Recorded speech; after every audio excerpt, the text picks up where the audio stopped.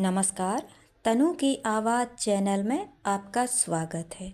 हमारी आज की कहानी है माँ का प्यार। पूरी रात करवट बदलते ही बीती थी। जिस काम से गांव आया था वो तो पूरा हुआ नहीं था।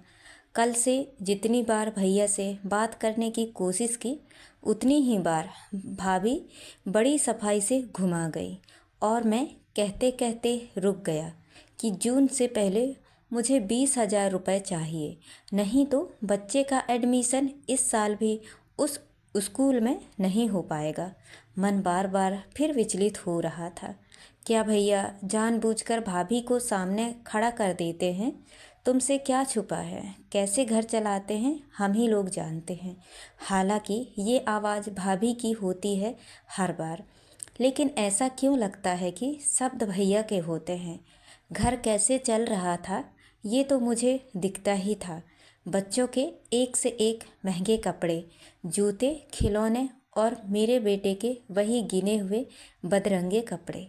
मन एक बार फिर खिन्न हो गया। वहाँ से उमा दुनिया भर की बातें सुनाकर मुझे यहाँ भेज देती है। आपके हिस्से की खेती भी तो भाई साहब उड़ाते हैं, उसका हिसाब लो।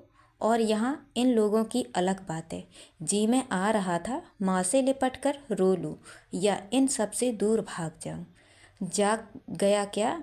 आकर देख मेरे पेड़ पौधे। माँ ने खिड़की से बहुत धीरे से आवाज़ दी। मैंने बगल में सोए भतीजे को देखा। वो पूरे मन से खर्राटे भर रहा था। ना चाहते हुए भी मैं बाहर निकला और माँ पर बरस पड़ा। माँ, मानना मत कभी कोई बात। इतने लोग हैं घर में, लेकिन पानी आप ही दोगी पौधों में, है ना? और ये इतनी बड़ी पाइप काहे के लिए रखी है जब बाल्टी से ही पानी डालना है? मैंने झपट कर माँ के हाथ से बाल्टी छीन ली। जल्दी से ये रख ले।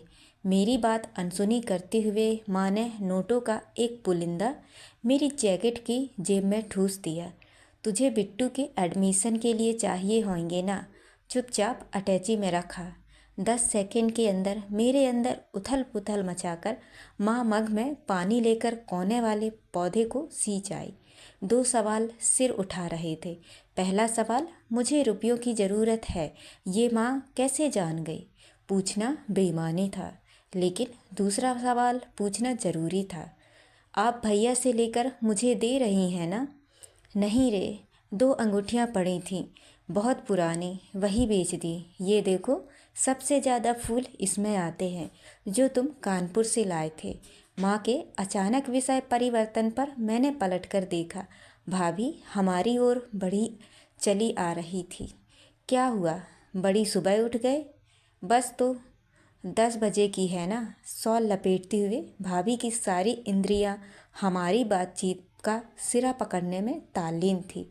कुछ नहीं, मैं माँ से पूछ रहा था कि पाइप है तो फिर उस पौधे में मग से काहे पानी डालती हैं।